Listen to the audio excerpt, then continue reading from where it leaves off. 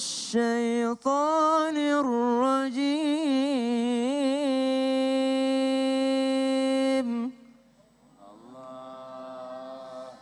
بسم الله الرحمن الرحيم.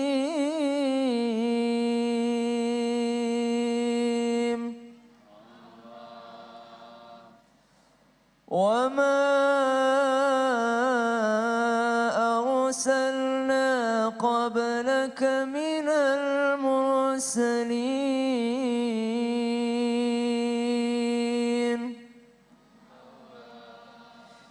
إلا إنهم ليأكلون الطعام ويمشون في الأسواق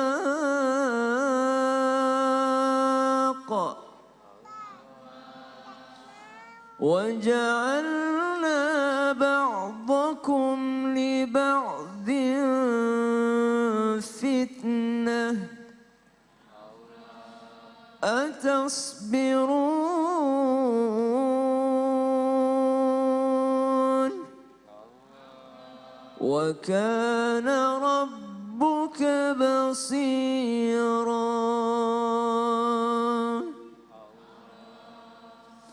Al-Quran Surah Al-Furqan ayat 25. Wa ma arsalna qablaka minal mursalina illa innahum layakuluna at-ta'ama wa yamshuna fil aswaq. Allah jelaskan di dalam ayat ini bahwasanya Rasul, Nabi yang diutus atau Nabi atau Rasul yang diutus ke dunia ini adalah manusia biasa.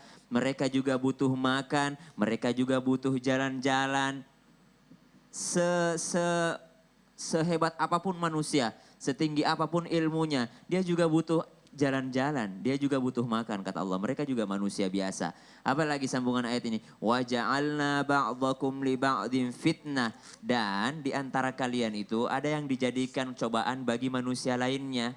Bukan hanya Allah, Allah yang uji, tapi melalui manusia lainnya. Orang sakit diuji oleh orang yang sehat. Ya Allah, kenapa bukan aku saja yang sehat? Orang miskin diuji oleh orang kaya. Ya Allah, kenapa bukan saya yang kaya? Kenapa malah dia yang gak pernah sholat yang kaya? Saya yang rajin ikut pengajian kok saya yang gak pernah kaya? Wa ja'alna ba'dakum li ba'din fitnatan atasbirun. Kata Allah Subhanahu wa taala, atasbirun, maukah kalian bersabar? Bisakah kalian untuk bersabar? Wa kana rabbuka basira. Kenapa saya harus bersabar ya Allah? Karena rabbuka basira. Karena sesungguhnya Allah itu maha melihat segala sesuatu yang kamu lakukan. Allah itu maha melihat segala sesuatu yang kamu lakukan. Biasanya sebuah ayat itu indah pada di ujung ayatnya. Kita lihat di ujung ayatnya. Wa kana rabbuka basira. Sesungguhnya Allah itu maha melihat. Melihat apa? Melihat bahwasanya kamu semua sedang diuji. Siapa yang paling hebat pada saat dia diuji? Siapa yang menjadi manusia biasa ketika dia diuji, akan tetapi tetap bersabar, mereka itulah yang hebat, kata Allah. Wa kana rabbuka basira. Allah itu paling perhitungan Allah. Allah tidak mau sia-siakan amalan hambanya. Ketika kita bersabar, Allah gantikan yang lebih baik. Ketika ada ujian yang datang dan kita mampu bersabar, disitulah Allah Rabbuka basira. Allah itu maha melihat segala sesuatu apa yang dikerjakan hambanya. Yaqulu inna lillahi wa inna ilaihi raji'un. Orang yang berkata ini dari Allah dan semuanya akan kembali kepada Allah, mereka itu orang hebat, Bu. Wa kana rabbuka basira, kembali lagi. Allah itu maha melihat. Kenapa? Karena wabasyiris sabirin. Berbahagialah bagi orang-orang yang mampu bersabar. Tidak mengeluh. Mengeluh boleh, tapi mengeluhnya hanya kepada Allah.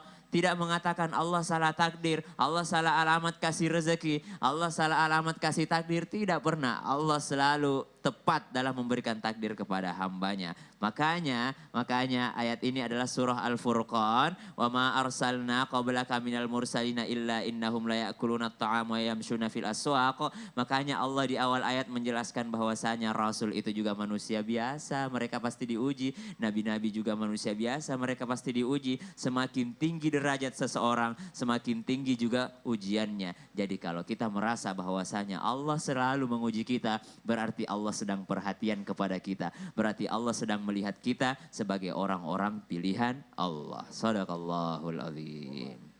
Terima kasih Ustadz Oh ya, ya sama-sama mengajarkan Ustazah. kita semua tentang sabar terhadap Sabar. ujian. Terima kasih. Baik jemaah yang dimuliakan oleh Allah Subhanahu wa taala, berkaitan dengan sikap sabar, kita akan belajar dari sebuah kisah. Terkadang ujian menimpa kita bukan dari orang-orang jauh, justru dari orang-orang terdekat kita. Lihat, betapa banyak mertua perempuan berselisih dengan menantu perempuan. Ada apa ini? Lihat sebuah kisah seorang wanita bernama Urainab baru saja menikah dengan laki-laki yang bernama Yazid. Di hari pertama pernikahan mereka, Yazid membawa sang istri untuk tinggal bersama-sama dengan ibunya Yazid. Mereka tinggal di rumah itu bertiga saja. Kemudian apa yang terjadi, Bu? Di hari pertama pernikahan, Urainab langsung merasa tidak nyaman tinggal di rumah itu karena ia merasa tidak suka dengan ibu mertuanya. Apa-apa serba diatur, apa-apa ibu mertuanya ini selalu ikut campur, apa-apa selalu salah di ibu mertuanya ini. Itu yang membuat Urainab berkata kepada Yazid, "Kenapa kita tidak tinggal berpisah saja dari ibumu? Karena aku lambat laun bisa saja membenci ibumu," kata Urainab. Apa yang dikatakan oleh Yazid, bagaimana mungkin kita tinggal terpisah? Pertama, kita bukan orang yang kaya raya memiliki banyak rumah. Kedua, ibuku adalah ibu yang sudah tua renta dan ibuku sebatang kara. Aku adalah anak yang harus berbakti kepada ibuku, orang tua satu-satunya. Dan kemudian yang terjadi setiap hari antara ibunya Yazid dan Urainab, istrinya Yazid, senantiasa berselisih terus-menerus. Urainab merasa tidak tahan dengan sikap ibunya Yazid. Maka suatu ketika Urainab pun pergi ke rumah seorang tabib dan mengatakan, "Aku tidak kuat hidup dengan ibu mertuaku yang setiap hari selalu ikut campur dalam urusanku, yang setiap hari selalu menyalahkanku. Aku mohon wahai tabib, aku ingin meracuni ibuku supaya ibuku tidak ada lagi di muka bumi ini dan aku bahagia menjalankan kehidupan rumah tangga dengan suamiku Yazid." Maka sang tabib itu pun memberikan segelas yang katanya racun untuk meracuni ibu mertua dari Urainab. Tapi sang tabib berpesan kepada Urainab, "Urainab, setiap hari engkau taburkan, engkau berikan minuman racun ini kepada ibu mertuamu dengan satu syarat. Tiap hari engkau lakukan dengan rutin, karena kalau mendadak pasti orang akan mencurigaimu. Dan jangan lupa untuk senantiasa berbuat baik kepada ibu mertuamu, supaya kalau terjadi apa-apa mereka tidak curiga terhadapmu. Patuhi semua kata-katanya, dengar kata-katanya, merendah dirikanlah terhadapnya, hormatilah dia, sertakan semua dirimu terhadap dirinya, dan layani semua kebutuhan-kebutuhan dari ibu mertuamu," kata tabib ini. Maka Urainab pun hari demi hari berusaha untuk memberikan racun tersebut kepada ibu mertuanya, walaupun ia sangat enggan, dan dia berusaha untuk senantiasa berlemah lembut terhadap ibu mertuanya ini, supaya orang tidak curiga. Kalau nanti ibu mertuanya mati, orang tidak curiga dan menuduhnya. Hari terus berlanjut dan apa yang terjadi? Ternyata setelah 3 bulan berjalan, Urainab senantiasa memberikan racun setiap hari. Di hari terakhir, Urainab tak sengaja mendengar sang ibu mertua memuji-mujinya di hadapan Yazid. Ibu mertuanya mengatakan, "Yazid, aku tidak tahu apa yang terjadi dengan perasaanku ini. Aku sangat sayang sekali terhadap Urainab, istrimu itu. Selama 3 bulan terakhir ini dia sangat berbuat baik terhadapku. Dia sangat lembut terhadapku. Dia melayani kebutuhanku. Ya Allah, ternyata istrimu itu wahai Yazid, aku telah berburuk sangka, dia sangat baik terhadapku. Dan jagalah istrimu itu baik-baik. Dia istri yang sangat solihah wahai Yazid," kata sang ibu. Maka berderailah air mata dari Urainab. Kemudian ia menangis dan berlari menuju ke rumah tabib dan mengatakan, "Tabib, tolong aku, berikan penawar racun dari mertuaku ini. Aku tidak ingin membunuhnya. Ternyata ibu mertuaku sangat menyayangiku. Aku menyesal karena meracuninya. Berikan penawar, wahai tabib. Berikan penawar agar dia tidak mati, wahai tabib," kata Urainab dengan bersungguh-sungguh dan berurai air mata. Sang tabib mengatakan, "Kenapa? Apa yang terjadi dengan ibu mertuamu? Ibu mertuaku sangat baik selama 3 bulan terakhir ini. Tidak pernah memarahiku, tidak pernah masuk urusan rumah tanggaku. Dia sangat baik terhadapku dan aku sangat menyesal karena berniat untuk meracuninya." Apa kata tabib? Ketahuilah, racun ini hanya air putih biasa. Dia bukan racun. Yang racun adalah pikiran dan hatimu. Karena pikiranmu selalu kotor terhadap ibu mertuamu yang menginginkan terbaik untukmu. Ibu mertuamu yang menginginkan engkau melayani yang terbaik untuk suamimu. Yang racun adalah hatimu karena engkau senantiasa berburuk sangka dan kotor sekali.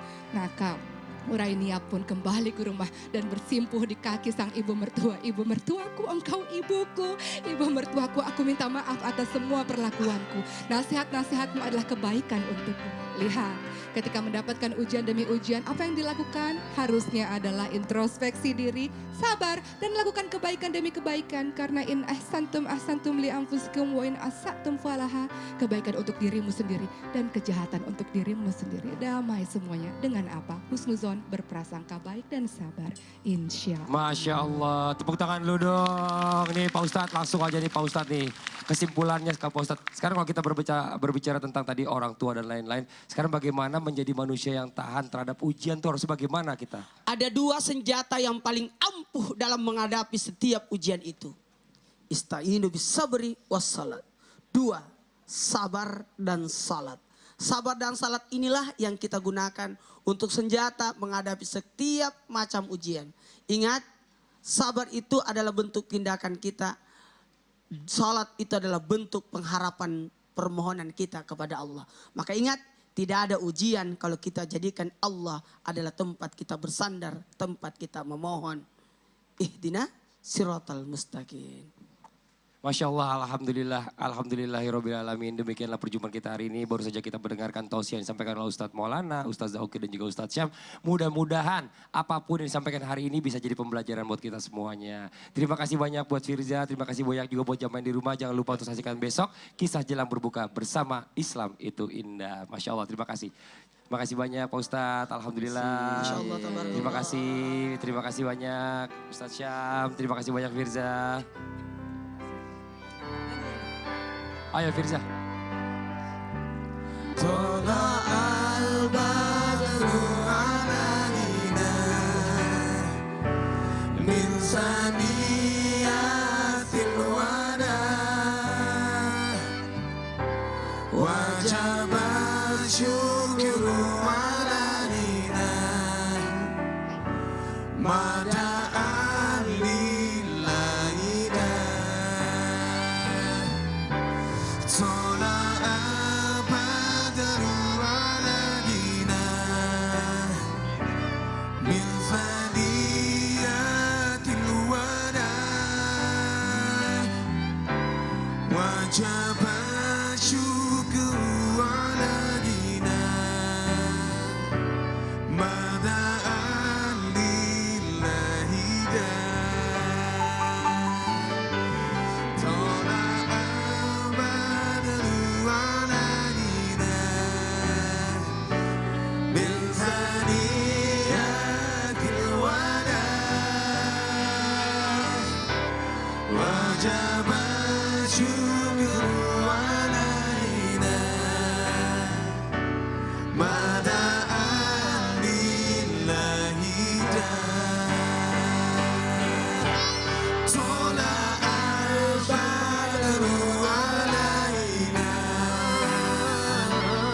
min saniyatil wada wajib syukru alaina mada'an lillahi Tola al-badru alaina min saniyatil wada wajib syukru alaina mada'an lillahi